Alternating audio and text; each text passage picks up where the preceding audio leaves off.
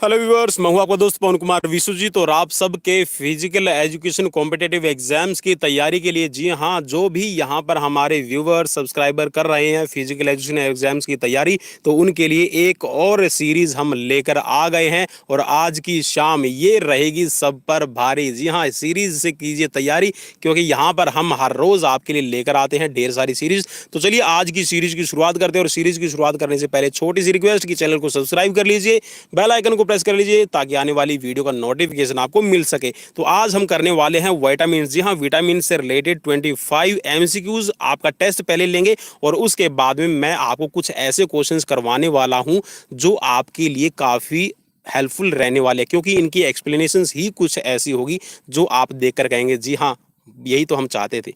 तो चलिए आज की सीरीज की शुरुआत करते हैं और सीरीज रहेगी यहाँ पर 228 नंबर। तो चलिए सीरीज का पहला क्वेश्चन आपकी स्क्रीन पर आ गया है कि कौन सा विटामिन वसा में घुलनशील का उदाहरण है। जी हाँ, यहाँ पर फैट सोल्यूबल विटामिन आपसे पूछा गया है। जल्दी से चेक कर लीजिए कौन सा यहाँ पर विटामिन है वो फैट सोल्यूबल रहेगा। तो चलिए राइट ऑप्शन की तरफ बढ़ेंगे और राइट ऑप्शन बिल्कुल आपने चेक कर लिया हुआ। जैसे ही विटामिन ए का नाम आया तो यहाँ पर आपका राइट हो गया है विटामिन ए। जी हाँ, विटामिन ए आपका फैट सोल्यूबल विटामिन है। नेक्स्ट क्वेश्चन की तरफ बढ़ेंगे और नेक्स्ट क्वेश्चन आपकी स्क्रीन पर आ गया। कौन सा विटामिन रक्त का थक्का जमने के लिए जिम्मेदार होता है। जी हाँ, who is the responsible to blood clotting. चलिए विटामिन का बताइए। चलिए चार ऑप्शंस में से जो राइट है, राइट की तरफ बढ़ेंगे और राइट है यहाँ पर आपका विटामिन के। जी हाँ, विटामिन के आपका रक्त का थक्का बनाने में हेल्प करता है। नेक्स्ट क्वेश्चन की तरफ बढ़ेंगे और नेक्स्ट क्वेश्चन आ गया है स्क्रीन पर।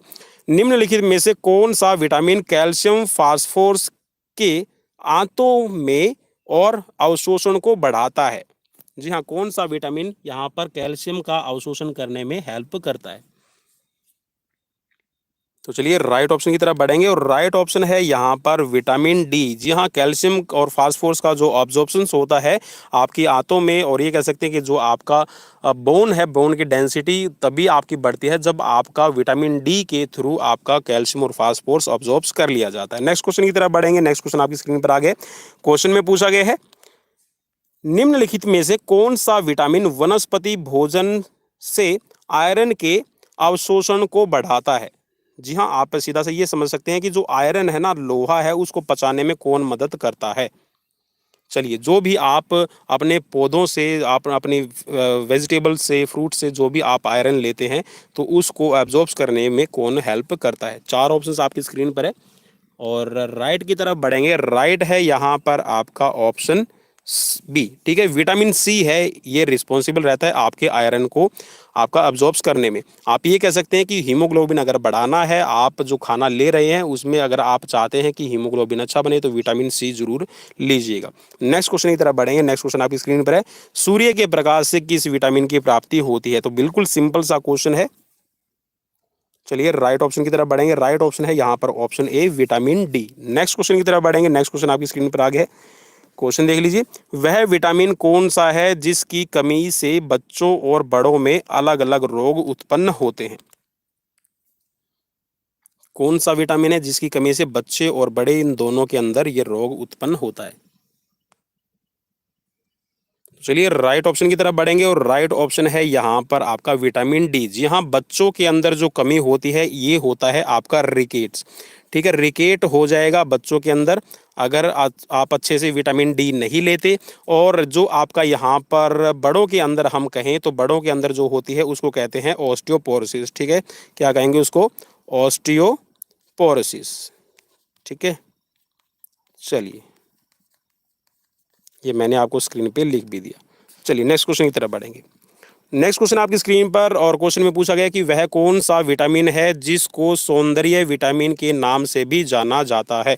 चार ऑप्शंस आपकी स्क्रीन पर है। चलिए, जी हाँ, आपकी जो ब्यूटी है, ब्यूटीनेस को बढ़ाने के लिए आपका जरूरी है वो विटामिन कि आप उस विटामिन को अपने खाने में जरूर लें। तो चलिए राइट ऑप्शन की तरफ बढ़ेंगे और राइट ऑप्शन है यहाँ पर विटामिन ई। ऑप्शन सी यहाँ पर राइट हो जाएगा। नेक्स्ट क्वेश्चन की तरफ बढ़ेंगे। नेक्स्ट क्वेश्चन आपकी स्क्रीन पर आ गया, बेरी बेरी रोग किस विटामिन की कमी से होता है। चार ऑप्शंस आपकी स्क्रीन पर है। तो चलिए राइट ऑप्शन की तरफ बढ़ेंगे और राइट ऑप्शन है यहाँ पर विटामिन बी 1। ठीक है। जो इनके आपके केमिकल नेम्स है चिंता मत कीजिए, इस सीरीज के लास्ट तक आप बने रहिए, आप बिल्कुल यहाँ से विटामिन को क्लियर करके जाएंगे। नेक्स्ट क्वेश्चन की तरफ बढ़ेंगे। नेक्स्ट क्वेश्चन आपकी स्क्रीन पर आ गया, विटामिन सी सर्वाधिक किस में पाया जाता है? चार ऑप्शंस आपकी स्क्रीन पर है।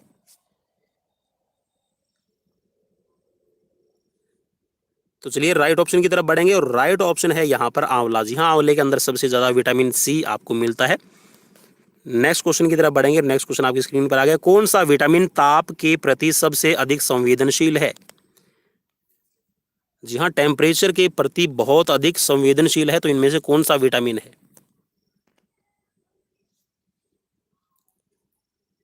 चलिए राइट ऑप्शन की तरफ बढ़ेंगे। राइट ऑप्शन है यहाँ पर विटामिन सी। जी हाँ, विटामिन सी, अगर आप कोई भी खाना पका रहे हैं तो अगर आप ज़्यादा टेम्परेचर हीट पे अपना खाना पकाते हैं तो विटामिन सी है वो अपना खाने में से गायब हो जाएगा। नेक्स्ट क्वेश्चन की तरफ बढ़ेंगे और नेक्स्ट क्वेश्चन में पूछा गया है कि कौन से विटामिन की कमी से घाव देरी से भरते हैं? जी हाँ, वाउंड्स हो जाते हैं या फिर जो चोट लगती है, जो घाव बनता है, वो कमी से, अगर विटामिन कम हो जाए तो देर से आपका जो घाव है वो ठीक होगा।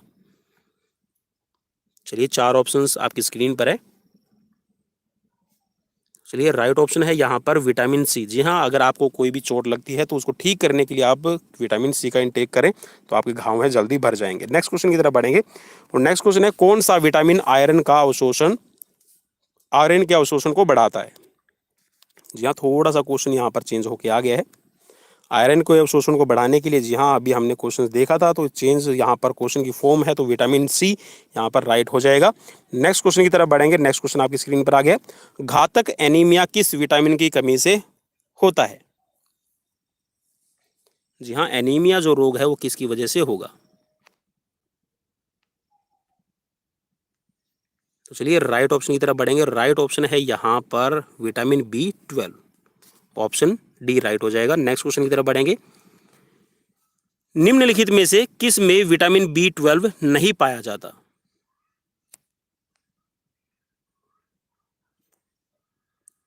चलिए राइट ऑप्शन की तरफ बढ़ेंगे। राइट ऑप्शन है यहाँ पर सोयाबीन। जी हाँ, सोयाबीन के अंदर आपका विटामिन B12 नहीं पाया जाता, बाकी मांस, ठीक है, अंडा और दूध, इसमें विटामिन B12 मिल जाएगा। नेक्स्ट क्वेश्चन की तरफ बढ़ेंगे, लाल और चमकदार होठ किसकी कमी का लक्षण है?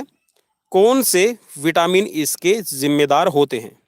जी हाँ, अगर आप किसी के लाल सुर्ख होठ देखकर ये बोलें कि हाँ कितने प्यारे होठ है, ठीक है, तो आप बिल्कुल भी बहकावे में मत आइएगा, अपने एग्जाम्स पे कंसंट्रेट कीजिए, ठीक है। और यहाँ पर आपके अंदर हो सकती है किसी विटामिन की कमी, तो सीधा सा आपको उस विटामिन पे फोकस करना है, ठीक है। चलिए, तो यहाँ पर चार ऑप्शंस आपकी स्क्रीन पर है और आप ऑप्शंस देख लीजिए।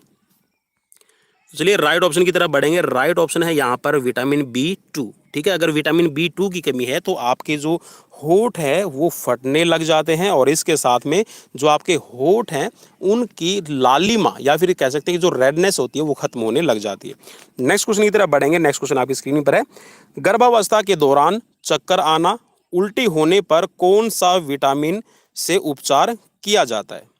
जी हाँ, अगर ड्यूरिंग प्रेगनेंसी किसी को चक्कर आए, वॉमिटिंग हो, तो उस सिचुएशंस में कौन सा विटामिन है वो कारगर सिद्ध होगा? तो चलिए राइट ऑप्शन की तरफ बढ़ेंगे। राइट ऑप्शन है यहाँ पर विटामिन B6, ठीक है, ऑप्शन सी राइट हो जाएगा।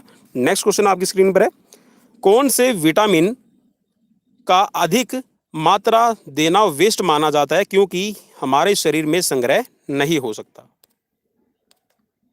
जी हाँ, अगर आप इस विटामिन की ज़्यादा मात्रा लेते हैं तो ये आपके शरीर में संग्रह नहीं होगा, तो कौन सा यहाँ पर होगा?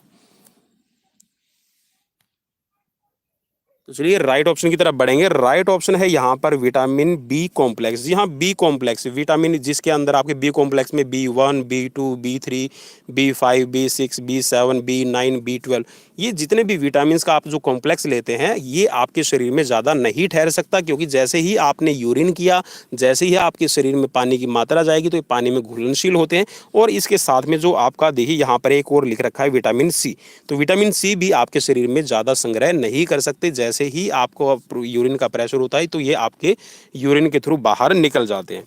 नेक्स्ट क्वेश्चन की तरफ बढ़ेंगे। नेक्स्ट क्वेश्चन आपकी स्क्रीन पर है, किस विटामिन की कमी से मेंटल डिटेरियोरेशन हो सकता है?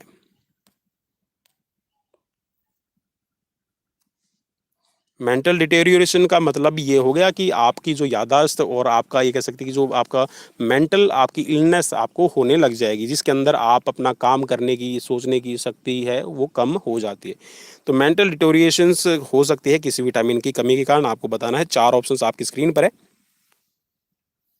चलिए राइट की तरफ बढ़ेंगे। राइट है vitamin B, option A right हो जाएगा। नेक्स्ट क्वेश्चन की तरफ बढ़ेंगे। नेक्स्ट क्वेश्चन आपकी स्क्रीन पर है। सबसे पहले विटामिन की खोज किसके द्वारा की गई थी?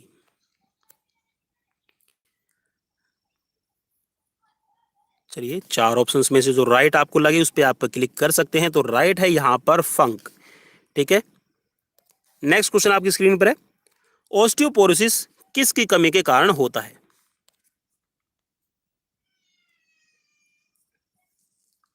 चलिए राइट ऑप्शन की तरफ बढ़ेंगे। राइट ऑप्शन है यहाँ पर विटामिन डी। जी हाँ, अगर आप ये सोचते हैं कि हम एसी में बैठे रहें, हम बाहर ही ना निकले, तो भाई आपको ऑस्टियोपोरोसिस हो सकता है, क्योंकि धूप से जो आपको विटामिन डी मिलना चाहिए वो आपको नहीं मिल रहा। तो आप धूप में जरूर निकला कीजिए, आपको ऑस्टियोपोरोसिस की बीमारी नहीं होगी। नेक्स्ट क्वेश्चन की तरफ बढ़ेंगे। नेक्स्ट क्वेश्चन आपकी स्क्रीन पर है। परनीसियस एनीमिया किस विटामिन की कमी से होता है? 4 ऑप्शंस आपकी स्क्रीन पर है। 4 ऑप्शंस जल्दी से देख लीजिए। चलिए परनीसियस जो विटामिन जो जो आपका परनीसियस एनीमिया है ये आपका विटामिन बी 12 की कमी से होता है। नेक्स्ट क्वेश्चन आपकी स्क्रीन पर है। विटामिन बी 12 को क्या कहा जाता है? चलिए विटामिन बी 12 का रासायनिक नाम क्या है आपको बताना है। 4 ऑप्शंस आपकी स्क्रीन पर हैं। थायमिन, फोलिक एसिड, बायोटिन या फिर साइनोकोबलामिन। चलिए राइट की तरफ बढ़ेंगे। राइट है यहाँ पर साइनोकोबलामिन। नेक्स्ट क्वेश्चन आपकी स्क्रीन पर आ गया। कौन सा विटामिन अस्थि मज्जा में लाल रक्त कणिकाओं के परिपक्वन के लिए आवश्यक होता है? आप ये कह सकते हैं कि जो आपकी रेड बोन मैरो है उसमें जो आपके आरबीसीज का निर्माण होने की प्रक्रिया है उसके लिए कौन सा यहाँ पर विटामिन है वो जरूरी रहेगा? चलिए राइट ऑप्शन है यहाँ पर vitamin B 9। Option D right हो जाएगा। नेक्स्ट क्वेश्चन की तरफ बढ़ेंगे। गर्म करने से कौन सा विटामिन उड़ जाता है? चलिए 4 ऑप्शंस आपकी स्क्रीन पर हैं। चलिए जैसे मैंने अभी बताया था कि जहाँ टेम्परेचर के लिए बिल्कुल ही सेंसिटिव होते हैं तो विटामिन बी 12 और विटामिन बी और विटामिन सी, तो ये दोनों ही वाटर सोल्यूबल हैं और इसके साथ में जैसे ही आपने इनको गर्म किया तो ये भाप बनकर उड़ जाएंगे। भाप बनकर कहने का मतलब है कि ये टेम्परेचर ज़्यादा होने से आपका खाना उसमें नहीं ठहरते, खत्म हो जाते हैं। नेक्स्ट क्वेश्चन है। कौन से विटामिन से याददाश्त बढ़ती है? जी हाँ, मुझे तो ऐसा लग रहा है कि अक्ल है वो ठोकर खाने से आती है, बादाम खाने से कभी भी नहीं आती। तो याददाश्त अब कौन से विटामिन से आपकी आएगी वो आप, जी हाँ, अगर लगता है कि याददाश्त नहीं है तो आप विटामिन, जी हाँ, बी 12 का सेवन कर सकते हैं। तो ये आपको विटामिन जो बी कॉम्प्लेक्सेस है उसके अंदर मिल जाएगा। तो ये थे आज के 25 क्वेश्चंस। कैसे लगे प्लीज़ मुझे कमेंट बॉक्स में कमेंट करना बिल्कुल भी मत भूलिए। और चलिए अब चलते हैं महत्वपूर्ण जो प्रश्न है। जी हाँ, यहाँ पर आपकी ये कह सकते हैं कि ये ऑब्जेक्टिव टाइप है, डिस्क्रिप्टिव है। यहाँ पर इनकी एक्सप्लेनेशंस हम देखेंगे, इनको चेक करेंगे कि कौन सा यहाँ पर आपके लिए ज़रूरी है, क्योंकि ये विटामिन्स के बारे में आपकी जितने भी डाउट्स है वो क्लियर करने के लिए मैं यहाँ पर लेकर आया हूँ। तो सबसे पहला आपके लिए क्वेश्चन है कि विटामिन की खोज किसने की थी और कैसे हुई? जी हाँ, हम सबके मन में ये सवाल आता है कि विटामिन तो पहले से ही मौजूद हैं तो उनको खोजा किसने? जी हाँ, वो कैसे खोजे गए, क्या रीज़न था? तो चलिए उसके बारे में हम पढ़ते हैं। तो विटामिन हमारे शरीर को बढ़ने और विकसित होने में सहायता करते हैं। ये चयापचय का मतलब है यहाँ पर मेटाबॉलिज्म। तो ये मेटाबॉलिज्म, रोग प्रतिरोधक क्षमता, पाचन जैसे कार्यों में भी अति महत्वपूर्ण भूमिका निभाते हैं। शरीर की विटामिन की ज़रूरतों को पूरा करने का सबसे अच्छा तरीका है कि आप संतुलित आहार लें, जिसमें विभिन्न प्रकार के खाद्य पदार्थ हों। विटामिन में शरीर में विटामिन की कमी अलग अलग प्रकार की बीमारियों को निमंत्रण देती है। यदि हम अकेले भोजन के माध्यम से इसकी आवश्यकताओं को पूरा नहीं कर पाते तो हमें पूरक आहार का मतलब है कि आप सप्लीमेंट्स लें। ठीक है, सप्लीमेंट्स में आप बीकासूल आपने देखा होगा, ठीक है, बी कॉम्प्लेक्स है, विटामिन सी का, एस्कॉर्बिक एसिड्स के, या फिर विटामिन आपका के, ठीक है, विटामिन ई, विटामिन डी की आपकी कैल्सीफेरोल्स की आपकी टैबलेट आती है तो आप उनका सेवन कर सकते हैं। तो आपका जो विटामिन की जो फूड सप्लीमेंट्स है वो आप ले पाएंगे। तो विटामिन की यहाँ पर सबसे अब बात आती है कि विटामिन की खोज किसने की। तो विटामिन की जो खोज करने वाले हैं, इनका नाम है, डच चिकित्सक हैं और इनका नाम है क्रिस्टियान इज़कमैन। ठीक है, क्रिस्टियान इज़कमैन ने सबसे पहले विटामिन की खोज की थी। अब आप बोलेंगे कि सर फंक ने क्या किया था, तो इसके बारे में भी हम पढ़ेंगे। ठीक है, तो आपके डाउट्स बिल्कुल यहाँ पर दूर कर देंगे। क्रिस्टियान इज़कमैन एक डच चिकित्सक और शरीर विज्ञान के प्रोफेसर थे। जी हाँ, यहाँ पर ये कह सकते हैं कि आपकी जो ह्यूमन बायोलॉजी है उसके प्रोफेसर थे। तो सन 1890 में, जी हाँ 1890 में बेरी बेरी जैसे कुपोषण जन्य रोग पर शोध करते हुए, जी हाँ यहाँ पर इन्होंने शोध किया था बेरी बेरी रोग पर। तो उन्होंने एंटी न्यूरोटिक, ठीक है, एंटी न्यूरोटिक विटामिन थायमिन की खोज की थी। कौन सा विटामिन हो गया, ये थायमिन। ठीक है, और एंटी न्यूरोटिक ये विटामिन है, तो इसकी खोज की।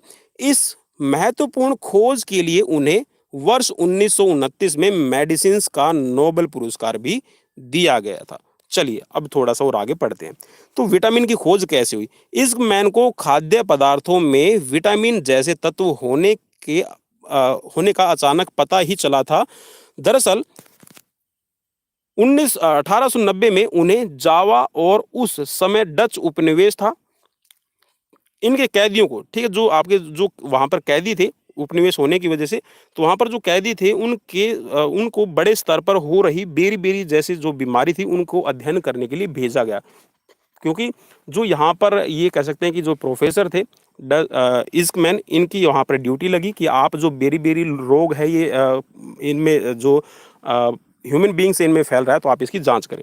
तो जब जांच करने के लिए वहाँ पर गए तो जावा में कुछ महीनों तक बीमार कैदियों की जांच पड़ताल करने पर उन्हें लगा कि इस बीमारी का कोई ज्ञात बैक्टीरिया है।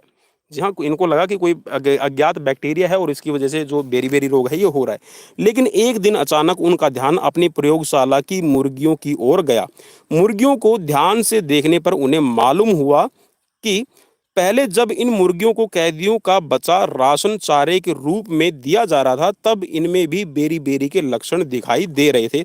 लेकिन जब से चारा इनका बदला गया, मीन्स जो मुर्गियों का दाना डाला जाता मुर्गियों को, वो जब बदला गया तो उसके बाद में इन्होंने देखा कि मुर्गियां हैं वो फिर से वापस ठीक हो गई। तो आगे जब इन्होंने जांच पड़ताल और की और उनको पता चला कि मुर्गियां जब स्वस्थ थी तो तब उन्हें भूरा चावल, ठीक है, जो अनपॉलिश्ड राइस है, वो इनके खाने में दिया जा रहा था। वहीं जब उनमें कैदियों की तरह बेरी बेरी के लक्षण दिखने लगे, उस वक्त उन्हें कैदियों को दिया जाने वाला सफ़ेद जो चावल था उसके रूप में दिया जा रहा था। तब उन्होंने देखा कि जो कैदी है वो बीमार पड़ रहे हैं, उनको बेरी बेरी हो रहा है। ठीक है, चलिए, मुर्गियों के चारे और उसमें हुई बदलाव की उस घटना से इस्कमैन ने यह निष्कर्ष निकाला कि सफ़ेद चावल में भूरे चावल के विपरीत आहार के जो पोषक तत्व हैं इनकी कमी है। कि जो आपका भूरा चावल था, जो अनपॉलिश्ड चावल था, वहाँ पर उसमें विटामिन बी या फिर ये कह सकते हैं कि जो थायमिन था, थायमिन विटामिन है वो शामिल था। लेकिन जो यहाँ पर इनको कैदियों को जो वाइट राइस दिया जा रहा था उसके अंदर विटामिन बी की कमी थी, जिसकी वजह से इन्होंने ये अपना ये कह सकते हैं कि एक रिसर्च की और उसके बाद में यहाँ पर इनको ठीक करने का काम किया। तो यहाँ पर जैसे उनको पता चला कि जो भूरे चावल के विपरीत जो वाइट राइस है उनके अंदर इस विटामिन की कमी है, जिसके शरीर में लगातार कमी होने से कैदियों के साथ साथ मुर्गियों में भी यह बीमारी हो रही है। तो उन्होंने उस समय सफ़ेद चावल में अनुपस्थित उस तत्व का नाम एंटी बेरी बेरीज फैक्टर रखा था। तो आप ये कह सकते हैं कि जो विटामिन बी वन है, थायमिन जिसको हम कहते हैं, जिसकी कमी से बेरी बेरी रोग होता है, तो इसको जो शुरू में नाम दिया गया था, इनको नाम इन्होंने दिया था एंटी बेरी बेरी फैक्टर। ठीक है, इसका विटामिन का शुरू में नाम रखा। हालांकि वर्ष 1895 में बीमार होने के कारण वह बेरी बेरी पर अपना अध्ययन जारी नहीं रख पाए, लेकिन आगे के वर्षों में उनके उस अध्ययन पर हुए शोध कार्यों से पता चला कि सफ़ेद चावल में अनुपस्थित वह तत्व थियामिन था। ठीक है, थायमिन आप इसको कह सकते हैं, जिसके आज विटामिन बी वन के नाम से इसको जाना जाता है। इसी विटामिन की कमी से शरीर में बेरी बेरी रोग है ये हो जाता है। तो अब आपको पता चल गया होगा कि विटामिन बी वन की खोज कैसे हुई थी और कैसे इसका पता लगाया गया था। चलिए अब हम यहाँ पर पढ़ते हैं कि विटामिन का जो नाम है वो कैसे विटामिन पड़ा। ठीक है, क्योंकि यहाँ पर पहले इस्कमैन ने उसको नाम दिया था एंटी बेरी बेरी फैक्टर। ठीक है, तो एंटी बेरी बेरी फैक्टर से विटामिन कैसे हुआ, तो इसके बारे में यहाँ पर क्वेश्चन पूछा गया कि विटामिन शब्द का नामकरण किसने किया। विटामिन शब्द का नामकरण पोलिश बायोकेमिस्ट कैसिमिर फंक। ठीक है, तो यहाँ पर आप देखिए विटामिन की खोज करने वाला कौन है, वो कैस्मर है। ठीक है, यहाँ पर आप ये कह सकते हैं कि जो कैसिमर फंक है वो यहाँ पर विटामिन की खोज करने वाला, सिर्फ नाम की खोज करने वाला है। अदरवाइज जो इज्क मैन है, उस इज्क मैन ने यहाँ पर इस विटामिन की खोज की थी। तो चलिए, अब नाम से रिलेटेड है तो इसके बारे में हम देख लेते हैं। तो विटामिन शब्द का नामकरण पोलिश बायोकेमिस्ट कैसिमिर फंक ने 1912 में किया था। जी हाँ, 1895 में इन्होंने खोज कर ली थी, लेकिन यहाँ पर जो 1912 में कैसिमिर फंक ने विटामिन नाम दिया है उस एंटी बेरीबेरीज फैक्टर को। विटामिन शब्द दो शब्दों से मिलकर बना है। जी हाँ, आप याद रखिएगा, दो शब्दों से मिलकर बना है यहाँ पर विटामिन। तो इसमें एक तो है आपका वाइटा और एक है एमाइन। तो वाइटा का अर्थ है यहाँ पर आपका जीवन, और जो एमाइन है इसका मतलब होता है कि शरीर में पाया जाने वाला एक यौगिक या फिर एक कंपाउंड्स या फिर एक तत्व। ठीक है, तो चलिए, विटामिन को आगे यहाँ पर छोटा कर दिया गया। इसको पहले बोला जाता था वाइटामिन। ठीक है, वाइटामिन इसको बोला जाता था, लेकिन इसको बाद में शॉर्ट फॉर्म में बोला जाने लगा विटामिन। ठीक है, चलिए अब इसके बारे में हम और अगला क्वेश्चन देखते हैं। विभिन्न प्रकार के विटामिनों की खोज किन वैज्ञानिकों ने की थी? तो चलिए, अब यहाँ पर आपके लिए एक सस्पेंस था कि कौन से वैज्ञानिक ने कौन से विटामिन की खोज की है, क्योंकि इससे रिलेटेड आपका क्वेश्चन कई बार एग्जाम्स में पूछ लिया जाता है। तो शरीर में आपको जितने भी ज्ञात अभी तक विटामिन, अगर हम बात, विटामिनों की खोज हो चुकी है जो शरीर के लिए जरूरी है।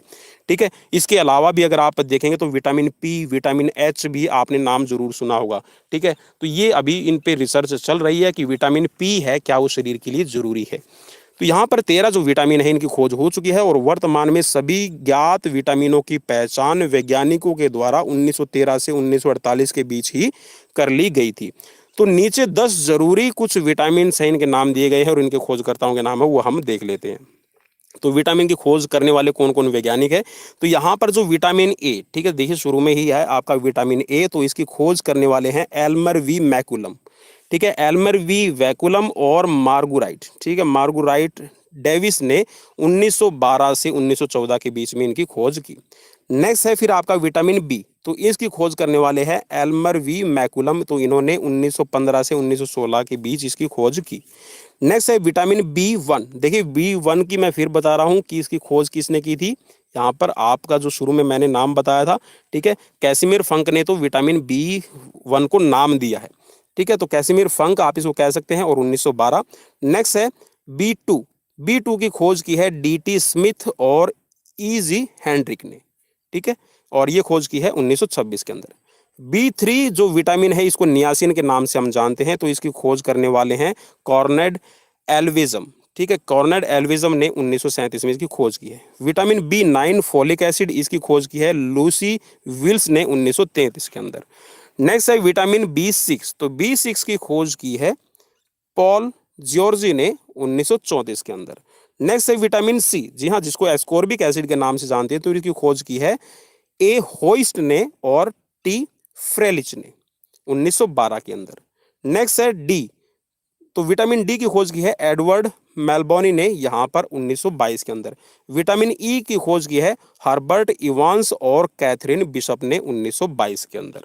ठीक है, तो यहाँ पर आप इसको देख सकते हैं।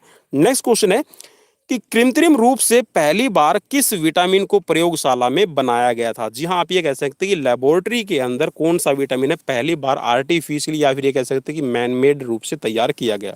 तो विटामिन सी को प्रयोगशाला में, जी हाँ, संश्लेषित होने वाला पहला विटामिन है, या फिर ये कह सकते हैं कि उसको लैब के अंदर तैयार किया जाने वाला पहला विटामिन है। तो आज आपको ये भी पता चल गया होगा कि जितने भी विटामिन हैं उनमें से जो लेबोरेटरी के अंदर जो पहला विटामिन बनाया गया कौन सा है? Vitamin C. तो यहाँ पर विटामिन सी को कृत्रिम रूप से बनाने की प्रक्रिया की खोज 1935 में ज्यूरिख के स्विस इंस्टीट्यूट, जहाँ स्विस इंस्टीट्यूट ऑफ टेक्नोलॉजी रसायन शास्त्री, ठीक है, इन रसायन शास्त्री का नाम भी है यहाँ पर आप देख लीजिएगा, तेदुसेज रिचस्टीन। ठीक है, डॉक्टर तेदुसेज रिचस्टीन ने यहाँ पर पहली बार 1935 के अंदर ज्यूरिख के अंदर जो आपका स्विस इंस्टीट्यूट ऑफ टेक्नोलॉजी है इसके अंदर रसायन शास्त्री थे। ठीक है, इन्होंने विटामिन सी का निर्माण किया है, जिसको आज हम एस्कॉर्बिक एसिड के नाम से जानते हैं। नेक्स्ट क्वेश्चन आपकी स्क्रीन पर, कि विटामिन कितने प्रकार के होते हैं। तो विटामिन आप सबको पता है कि दो प्रकार के विटामिन आपके पाए जाते हैं। एक तो होते हैं आपके वसा के अंदर घुलनशील विटामिन, आप इसको कह सकते हैं फैट सोल्यूबल, और एक होते हैं आपके पानी में घुलनशील विटामिन, वाटर सोल्यूबल। तो सबसे पहला यहाँ पे वसा के अंदर घुलनशील विटामिन, फैट सोल्यूबल विटामिन। ये विटामिन शरीर में वसा के साथ घुलनशील होते हैं।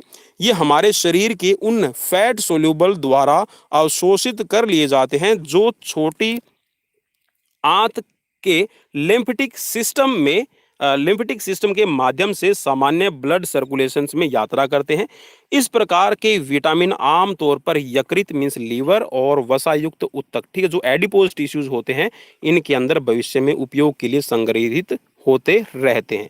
ठीक है, मीन्स लीवर के अंदर और आपका जो फैटी टिश्यूज हैं, आप ये कह सकते हैं कि जो एडिपोज टिश्यूज हैं, इनके अंदर ही जो आपके विटामिन से यूज आपके होते रहते हैं, स्टोर इसके अंदर होते रहते हैं। तो कौन कौन से विटामिन है आप इनके नाम देख सकते हैं। तो यहाँ पर नाम है आपकी स्क्रीन पर, ये है आपकी विटामिन ए, डी, ई और के। नेक्स्ट बढ़ते हैं। अभी जो पानी के अंदर घुलनशील विटामिन आपके रहेंगे, तो पानी के अंदर जो घुलनशील विटामिन है, ये है आपके पानी के अंदर घुलनशील विटामिन जो पानी के अंदर घुल जाएं। पानी में घुलनशील विटामिन वसा में घुलनशील विटामिनों के विपरीत हमारे शरीर में जमा नहीं होते, जिस कारण आवश्यक पोषक तत्वों को प्राप्त करने के लिए शरीर को उनकी निरंतर आपूर्ति की आवश्यकता होती है। एक बार पानी से जब आवश्यक पोषक तत्व सोख लिए जाते हैं तो शरीर में अतिरिक्त मात्रा से ये बाहर निकल जाते हैं। मीन्स आपका स्वेटिंग, पसीना, ठीक है, और साथ में आपका जो यूरिन आप बाहर निकालते हैं, तो इसके थ्रू ये बाहर शरीर से निकल जाते हैं। तो कौन कौन से ये विटामिन हम ये देख लेते हैं। तो यहाँ पर है आपके जो पानी में घुलनशील विटामिन है, इसके अंदर vitamin C, B1, B2, B3, B6, B9, B12, ठीक, और B7, ठीक है, जिसको हम बायोटिन बोलते हैं। तो ये सारे के सारे आपके वाटर सोल्यूबल विटामिन रहेंगे। नेक्स्ट है आपका एंटी विटामिन क्या है। एंटी विटामिन विटामिन के विपरीत कार्य करते हैं। ये ऐसे यौगिक होते हैं जो हमारे शरीर में विटामिनों के अवशोषण तथा कार्यों को धीमा करते हैं। ठीक है, तो इनको कहते हैं एंटी विटामिन। उदाहरण के लिए विटामिन के रक्त के थक्के बनाकर अत्यधिक रक्तस्राव को रोकने में एक महत्वपूर्ण भूमिका निभाता है। वहीं वारफेरिन, ठीक है, नाम याद रखिएगा, क्या है इसका, ये है वारफेरिन। ठीक है, ये एक ऐसी एंटी विटामिन दवा है जो शरीर में खून को जमने या फिर जो ब्लड की क्लोटिंग होती है उसकी प्रक्रिया को धीमा या निष्क्रिय कर देते हैं। यहाँ पर इसका छोटा सा मैं एग्जांपल दूंगा। देखिए, अब जैसे हम यहाँ पर बात कर रहे थे कि जो आपका ब्लड की क्लोटिंग है, इसमें आपका विटामिन के हेल्प करता है। तो इट मीन्स ये हुआ कि कई बार जिसका ब्लड गाढ़ा हो जाता है, या फिर उसको ये सजेस्ट किया जाता है कि आप किसी को सर दर्द हो गया तो हम डिस्प्रिन की टैबलेट लेते हैं। तो डिस्प्रिन की जो टैबलेट है, आप ये कह सकते हैं कि वो एक तरह से आपकी एंटी विटामिन का काम करती है। जो ज़्यादा अपना मात्रा के अंदर बार बार सर दर्द होने पे आपका जो टैबलेट ले रहा है, जिसके अंदर आपका विटामिन के जो आप ब्लड क्लोटिंग में आपकी हेल्प करने वाला है, तो डिस्प्रिन की जो टैबलेट्स है वो आपकी ब्लड की जो क्लोटिंग है उसको कम कर देगी। मीन्स जो आपका खून है वो पतला हो जाएगा। चलिए अब आगे बढ़ते हैं। नेक्स्ट है सभी 13 आवश्यक विटामिनों का रासायनिक नाम क्या है। जी हाँ, यहाँ पर जितने भी आपके एसेंशियल विटामिन है, इन सभी के जो रासायनिक नाम है, जो केमिकल नेम है, वो अब हम यहाँ पर डिस्कस करने वाले हैं आपके एग्जाम्स के पॉइंट ऑफ व्यू से। तो सबसे पहला है आपकी स्क्रीन पर यहाँ पर विटामिन ए। ठीक है, तो विटामिन ए को कहा जाता है रेटिनॉल, विटामिन बी को कहा जाता है थियामिन, विटामिन B12 को कहा जाता है राइबोफ्लेविन, विटामिन B3 को कहा जाता है नियासिन, विटामिन B5 को कहा जाता है पेंटोथेनिक एसिड, और विटामिन B6 को कहा जाता है पायरिडॉक्सिन। ठीक है, और इसके बाद में है विटामिन B7, इसको कहा जाता है बायोटिन, और विटामिन B9 को कहा जाता है आपका फॉलिक एसिड। नेक्स्ट है विटामिन B12 कोबलामिन। ठीक है, साइनोकोबलामिन और कोबाल्ट की मात्रा विटामिन B12 के अंदर रहती है। ठीक है, इसको इसीलिए साइनोकोबलामिन कहा जाता है। नेक्स्ट है आपका विटामिन सी, एस्कॉर्बिक एसिड, और यहाँ पर नेक्स्ट है आपका विटामिन डी, इसको कैल्सीफेरोल, और लास्ट है यहाँ पर आपका विटामिन ई, इसको कहा जाता है टोकोफेरोल। ठीक है, तो ये थे आपकी इन विटामिन के साइंटिफिक नेम। ठीक है, एक बार दोबारा से रिवाइज कर लेते हैं। Vitamin A retinol, vitamin B thiamine, vitamin B2 riboflavin, vitamin B3 niacin, B5 pantothenic acid, B6 pyridoxine, B7 biotin, B9 folic acid, B12 यहाँ पर साइनोकोबालामिन और vitamin C ascorbic acid, D calciferol और E tocopherol और के जो है इसको कहा जाता है फाइटोन डाइओन। ठीक है, इसको क्या कहा जाएगा, विटामिन के को फाइटोडाइओन। और आप याद रखिएगा कि विटामिन के आपका बॉडी खुद बनाती है, आप इसको बाहर से नहीं ले सकते। जी हाँ, जो आप वेजिटेबल से और जो आप अपना खाना है, खाने के अंदर जो पोषक तत्व लेते हैं, तो वहीं से आपका जो विटामिन के है आपकी बॉडी खुद जनरेट करती है। ठीक है, तो ये थे आज के विटामिन से रिलेटेड कुछ क्वेश्चंस और 25 एमसीक्यूज की एक टेस्ट सीरीज। कैसी लगी प्लीज मुझे कमेंट बॉक्स में कमेंट करके जरूर बताइएगा। और माफी चाहूंगा कि गला खराब होने की वजह से आज जो एक रिदम बननी चाहिए थी, मुझे लगा कि वो कहीं ना कहीं आज थोड़ी सी पीछे छूट गई है। तो मिलते हैं नेक्स्ट वीडियो में। Till then bye bye, take care. मुझे कमेंट करना बिल्कुल भी मत भूलिएगा।